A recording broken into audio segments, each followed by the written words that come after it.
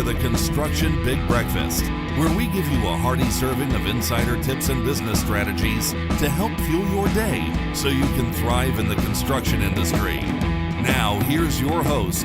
Hi everyone, thanks for tuning in. I'm your host Ben Pritchard and welcome to another episode of the Construction Big Breakfast.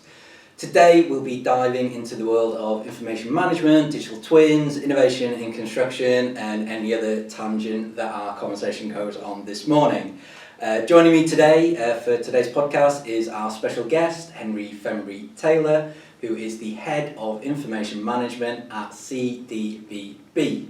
Or the Centre for Digital Built Britain.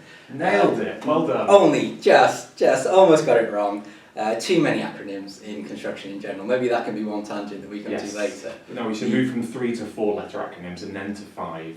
Oh, so you I think we should expand. Expand? Yeah. Well, I mean, it would, I guess, make it easier to differentiate between acronyms. Yeah, definitely.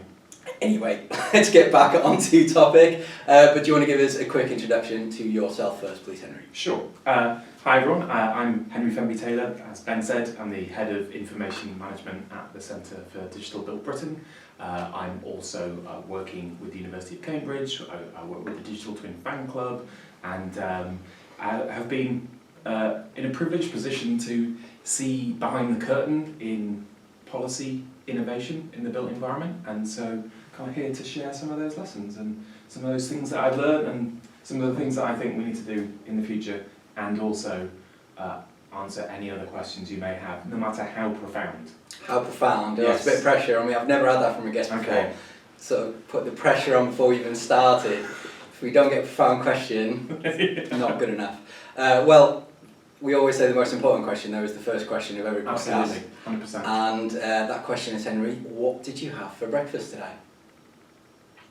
Right. I mean, I did have breakfast today, which is a good start. I made Swedish meatballs and parsnip mash from scratch this morning.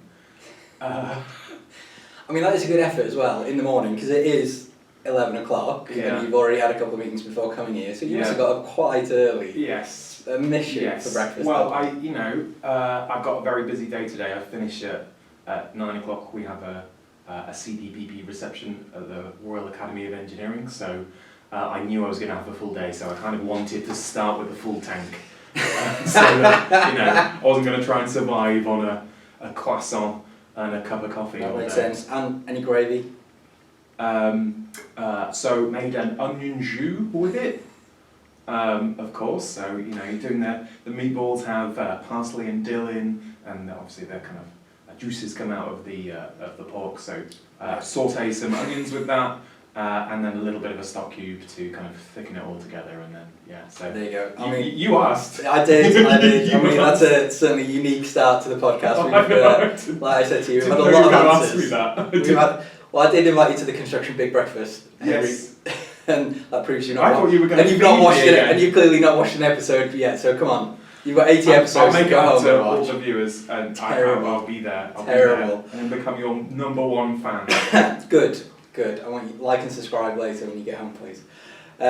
So should we start with sort of a little bit more about yourself, your role in CDBB, and the role of CDBB in general. There's a lot of moving parts around the whole trying to make the industry better, the value toolkit, the 70 whatever million from government a few years ago to try and improve things, the roadmap, all these things that people see, hear, but maybe don't understand how it all fits together, what CDBB's role is in all that, and maybe to a greater or lesser extent, what's the point?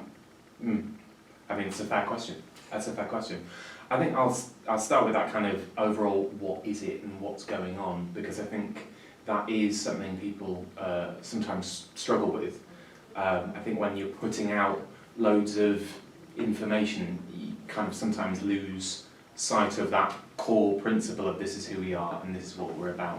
So, I mean, fundamentally, the Centre for Digital Built Britain was built on the vision for Digital Built Britain, which at the time really focused around having this kind of, it was BIM level 3, Which I'm starting to think is actually more a realistic option than we thought it was. We all kind of laughed at BIM level 3 and thought, that'll never happen. And that was one of the last things that the coalition government produced, and it all died quite quickly when the coalition government. So that was almost, we started a report on that basis, like you say, BIM level 3, that was the germination of the idea, was it? Yeah, exactly. So that's when the centre was first funded. So then it was about kind of creating that roadmap to achieve a digital built Britain, but it kind of turned into, I think, that was having, I mean, the vision of BIM level 3, for those of you that don't know, is a basically a concurrent 3D model with all the information in that everybody can access and be a part of. And it was long before the idea of the metaverse had been pitched, but obviously the Matrix has been around for ages, so potentially that was a goer. But ultimately, and long before we started using the term digital twin for everything. Long before that, exactly. So,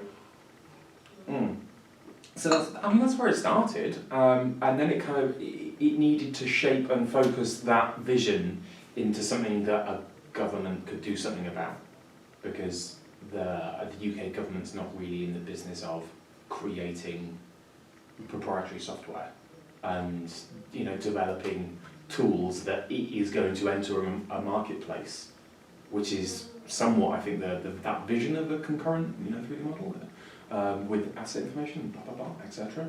The metaverse is really something that needs to be proprietary. So it kind of needed to steer towards, right, how do we, we've got the BIM level 2 mandate back then, how do we make that better, how do we implement that, but how do we also kind of better understand what it is the government's trying to achieve. So there's, I think the first mention of procurement's problems is in the 1944 report, and then 48 is when it was officially published. But everyone goes back to Egan and Latham, but yes, there was an awful lot before that.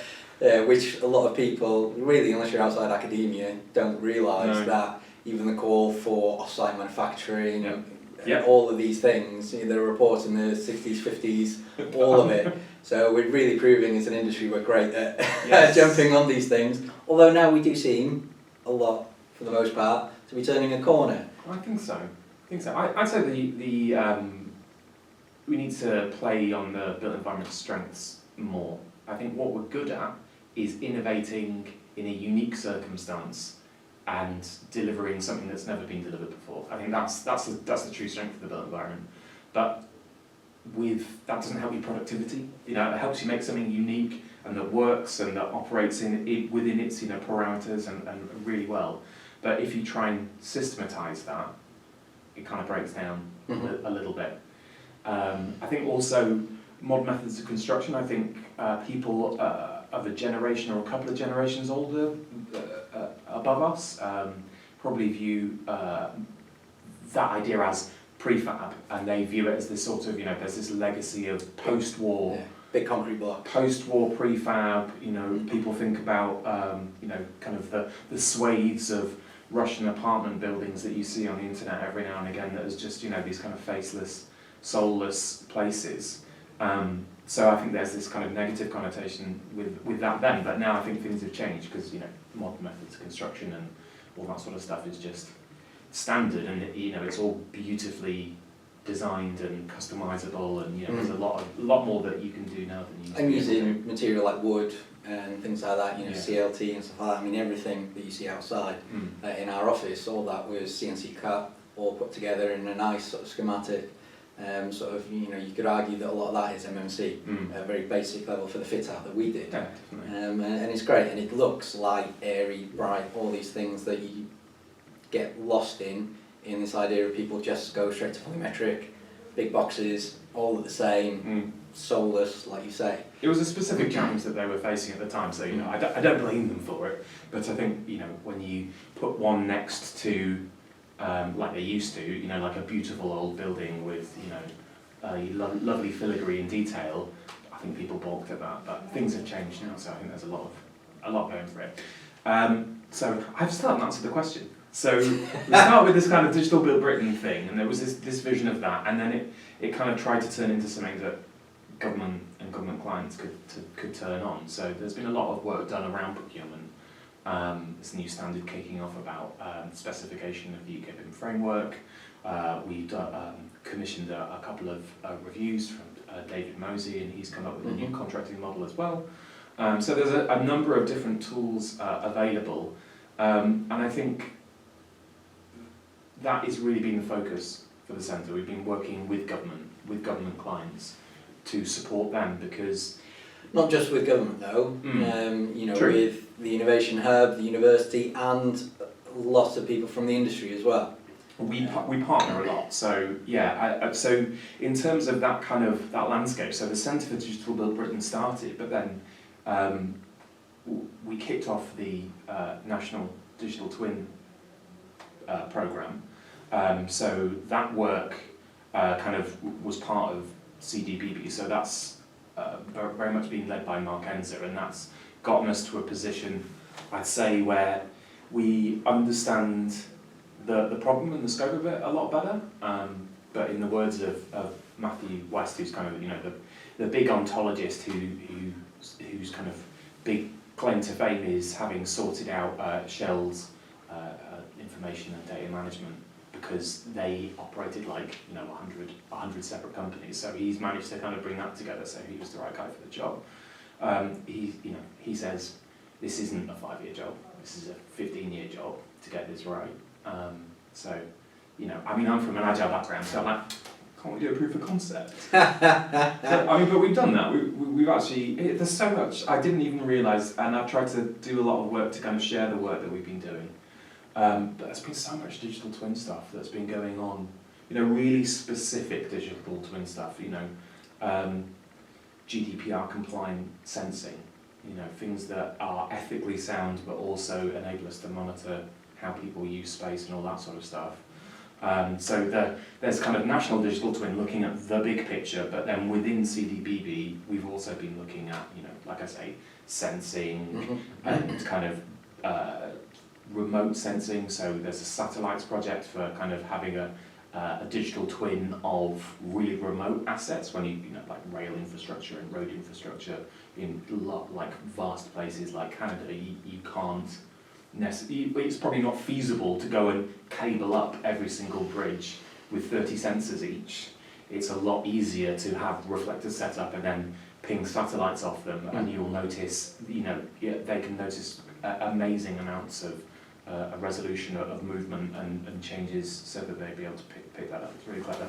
So yeah, we've kind of done that as well, which is really interesting. But then we've also started working with the Construction Innovation Hub, which is much more the MMC sort of stuff as well. How it all fits in, and how it all benefits the industry for that outcome-led approach. That's the longest introduction probably we've ever had, Henry, but it was a good one. A few tangents in there, and I think it does frame not just what you've been up to, but also sort of what the industry is trying to do, what the industry is trying to achieve, and it is exciting. I mean, one word you've used a lot in that introduction, and one word that we see plastered all over the industry at the moment is digital twins. And it is a word that can cause a Twitter argument quite quickly. It is a word that no one will agree what it really means. No. And in some ways, it reminds me a lot of the arguments and discussions that were happening about BIM not that long ago. Yeah. And although I disagree with some of the marketing around digital twins, what I do think is that it's a really useful phraseology and tool to actually get people interested in the conversation in the same way that BIM Level 2 did before it was properly defined. It's better than BIM Level 2, because BIM Level 2 to a layperson sounds very technical and processy, because it is. And sometimes that important infrastructure isn't as sexy. You get a nice sexy 3D model out of it, but it's... So what is the Henry Fenby-Taylor sexy definition for digital twin? Not the... I'll give my standard response first. Okay, so my standard response is, when we interviewed Michael Greaves, who came up with the idea, he got the idea from his friend Harry Vickers. But anyway, it was called information model mirroring initially, before they called it digital twins. And he coined digital twins because it sounded better. I think it's a direct quote from a conversation we had. And then in a later kind of conversation, I think I went back to him about, there was some Twitter spat or some LinkedIn spat about what a digital twin was, and his response was the best. It's an analogy, don't read too much into it. And I loved that as a response. It's, and I think that's the danger of things like digital twins and BIM and innovation in general, is that, it needs a neat tag. Otherwise, how do you know what you're doing? So I think that's why digital twins really works, because the concept is really easy to explain. So a digital twin for me is a way of, and I would tailor it to the person I'm talking to. So if they're in logistics, I would talk about logistics. If they're in, rail, I'd talk about rail. So for a rail client, I would say something along the lines of, a digital twin is a way of having on-time feedback from your system that you can intervene and make changes to. And I think that's kind of the base level for me, because you can add in analytics and automated decision making, and you can add in all these extra things, but really it's that feedback loop for me. It's and everybody argues within each of those points, don't they? So is it real time? No, it's on time. Okay, what's on time? Well, that depends on the situation, because there's some data that just isn't available every day. Some data comes through once a week, so don't worry about that. That's just, we have the right data we need that's accurate and right, and for the purposes we need it for, and it helps us understand what we're doing with whatever it is we're doing. And I think that includes things like the design and construction process. I think a common data environment, having kind of live information about how your projects are kind of proceeding is a form of digital twin. As long as it's on time and it's accurate, etc., and you're able to action something with that, then you are digital twinning your process. I don't want to go into that real level of depth about the timings, the exact kind of data exchanges that need to take place, and the exact conditions that have to be met, because if it's about feedback, and it's that feedback loop of good data that makes good decisions. Yeah, so at the heart of it, for you, a digital twin, in whatever representation that forms, it's all about being able to turn data into knowledge and sort of foresight for what's coming next, and being able to make actionable, insightful decisions around it. Yeah. So as long as you're making best use of your data, you don't care in some ways. No, I think going to the nth degree trying to classify it will actually kill the golden goose in this sense, because if it takes on this highly technical, highly structured definition, which is accurate but unintelligible, I would say that we will lose the spirit of digital twins, which was the purpose of doing it in the first place, which is, let's create better systems, let's create transparency, let's manage with data so we know what we're doing. I think we'll lose sight of that if we, make sure that we are. And what we've got to be careful of as well is, if we overcomplicate it, you're only going to get the high-speed twos of the world, the big projects, the people who can afford it, who actually use it. Whereas we're a very large organisation with all sorts of different size, shapes of projects, companies and stuff like that. And that must be one of the difficult things when you are working sort of policy side and things like you have been, is actually having something that it will never fit all, but you want something that has the flexibility to fit most. Yeah, that's really difficult. I mean, cost is going to be an issue, Certainly things like the National Digital Twin, if we're going to have more open data sets, which we absolutely need, someone has to pay for that. Someone has to host that. Someone has to keep that up to date. There's all those sorts of moving parts you need from, hardware, software and data that you need to kind of keep up to speed to make it work, which can be overwhelming if you try and boil the ocean. But you can do something very lightweight. I think it's really about, what decisions are we trying to make? What data can we gather to do something about them, and what else do we learn? Because I think that from what I've seen, there's loads of fringe benefits you get from digital twins. People see things they didn't realise. I think one of the railway bridge projects we did was just sensing the load on the bridge, but they were able to identify what train it was based on its basically how it resonated the bridge. They worked out the weight, and using the timers, they could tell if it was freight or passenger.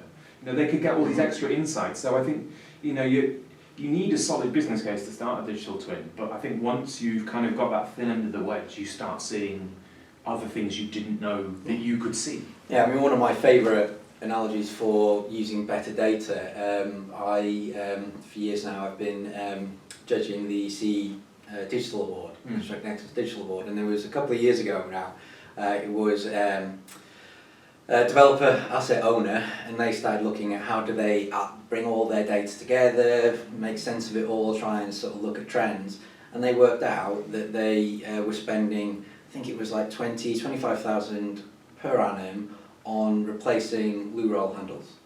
And they were like, how on earth are we spending so much money on something like that? Yeah. Their assets are predominantly old people's homes, and it was being used as a way to help them, because it was a simple design change. Yes. Move it slightly, put the bar a little bit lower. And it's saving a fortune. Yeah. But because it was only, a couple of quid for the unit, a couple of hours for the maintenance, it wasn't being picked up until they created a bit of a data lake so that they could properly look through the data and look for those trends. Something small can all of a sudden become quite insightful once you know what you're looking at and how you're looking at it. Yeah, I interviewed, I can't remember the guy's name, but from Wellington, New Zealand, I was with Amelia Burnett, and she joined us on that podcast. It was great for the Digital Twin Fan Club, and they were able to line up where specific problems were happening in the city that they didn't know what they were. I think it was really funny because it was a prosaic example, but there was a small unmarked step that was on a bank. It was just small enough to clip you, but people kept breaking bones on this thing, and it became a hot spot. So eventually, after a few of these things, like why is this an accident hotspot? They found it, and then they changed the step and turned it into a ramp so as to kind of avoid that drama. And I was like, that's not an insight you would go into digital twinning expecting to find, is that, we've coordinated our emergency services because, they had an earthquake while the digital twin was being developed, so it had to be used for that as well. These sorts of insights, but bringing data together in a secure way meant that they could, just make a tiny little intervention like that really is actually, it's saving lives, and it's saving hundreds of thousands in medical costs as well. It's unreal. No, it is, and construction, if it's done right and thought through properly, can have a positive, transformative impact on everyone involved. And that is something I think we don't play on enough as an industry to sort of inspire existing employees and future generations to get more involved. You really want to make a difference in sustainability, in people's lives and all these things. This is the industry for you. And becoming more information-led, digital-led and all those things, just again make it even more accessible for everyone. So if you're new to all this, take your policy hat on and more of a sort of a consultancy, but not too much, come to us, not him. But you're interested in understanding how to get more involved or get your organisation looking at digital twins, at all the stuff that CDBB, Innovation Hub and all that is going. Where do you start? Where do you point people to start getting an understanding, other than this podcast, obviously? This podcast, then that's it. I walk away, so you need to check that out. Or you need to call Invennt, is not a thing I say. But I would do, honestly. We'll edit that part out. No, you won't. No, I think where to get started is a really interesting question.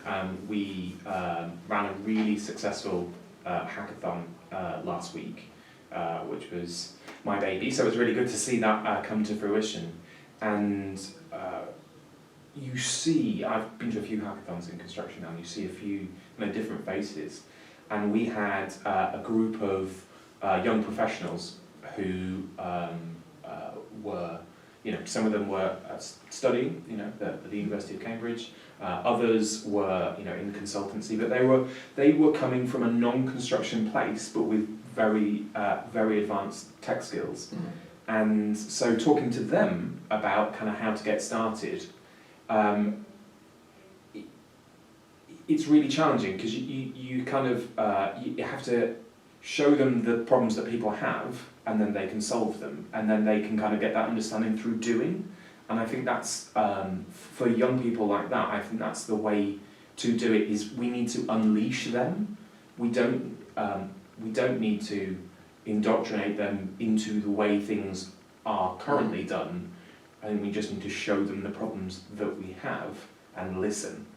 And I think that's my genuine take for these kind of a lot of the new entrants into our industry is we need to be listening to them a lot more because I was one of those first generations who kind of grew up coding and gaming and all that sort of stuff, whereas that stuff is mainstream now, and people come out with very strong coding, networking, software skills, all that sort of stuff. So for those lot, I just point them at some problems. Check it out, what do you think? And then they're soon going, why do you do it like this? And I don't know, that's just what we do. So, that's what we've always suggest an alternative and we'll take it. And it was certainly one of the most frustrating phrases I heard in my early days of working in construction and coming from a highly regulated industry as well. Yes. It was, well, that's not how we've always done it. Yes. Well, there's probably a reason for that. Yeah. If we're honest at this stage, Yeah. we're doing something very different. The tools and everything that we've got around us are very different to 50 years ago. So I think things are changing. And I think also, I'm going to go to the other end of the spectrum. I think, when you're talking to senior decision makers, I think you really need to change how you talk about it because, if you're in this space, it's very easy to get really focused on exactly what specific metrics we're using and how it demonstrates a return on innovation investment. Love that. I love that stuff. But when you're talking to senior decision makers, depending on their role, but you need to talk much more about the why. What is the benefit, not just to the organisation, but to society. Mm. And it kind of builds on your point from earlier about, this is an exciting and impactful industry to be in, is that, as we come to understand better the sustainability impact, which was the subject of the hackathon, by the way, we don't actually have the data to leverage on what interventions we need to make. Mm-hmm. We're using, as a sector worldwide, we're using all sorts of Excel spreadsheets and custom functions and custom equations to try and work this out. But I think we're heading towards a place where we can just measure. So when we're talking to these senior decision makers, it really has to be about bringing it into what they're trying to do. So if it's in the policy space, then it's, they have, they want to demonstrate social value, they want to demonstrate sustainability, the building safety bill is coming through. They've got lots of things that, buildings need to be safe and sustainable and to work for people and society. So I think when you take that frame and you look at it like that, it changes the conversation completely. And I kind of can't give people specific, lines to say to people, but I think, you need to be thinking about the context of what you're doing when you talk to those people.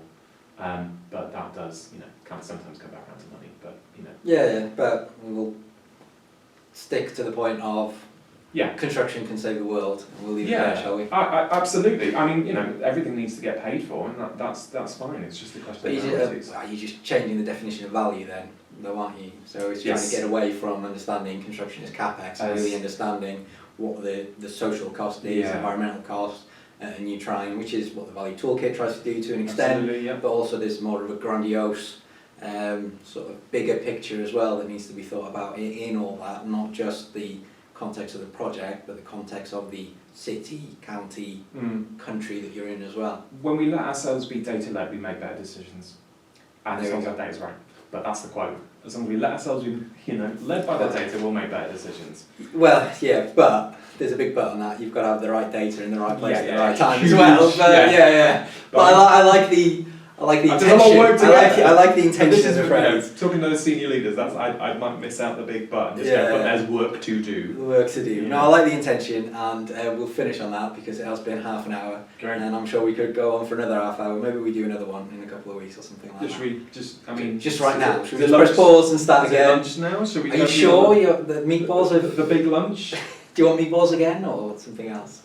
Yeah, I think I'll go A for light meatballs. lunch? I'm Yeah. going to go for meatballs again. Yeah, it's a Right. meatball day. Anyway, let's wrap that up for today. I really enjoyed the conversation. Me It was too. very insightful. Thank you very much for joining us. If they want to get in touch and things like that, we will put in the bio on YouTube Sure. some contact details for Yeah, you. look me up A on couple LinkedIn. of Yeah, the CDBB website and a couple of other things. great. One of the tools that CDBB have got that we haven't mentioned is there's a fantastic portal that brings together all of the reports The and knowledge various navigator. The knowledge navigator. Big kudos to Kirsten Lamb. So we'll make sure yes. that we put that in because it is a fantastic tool for everyone to understand where all that is.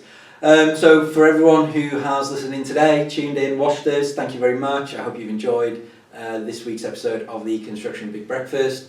Please do like, subscribe, share, all those other fantastic things that you do to make sure that your friends, families and colleagues watch us as well. Is it on YouTube? It is on YouTube. Hit the bell icon so you're notified every time there's an upload.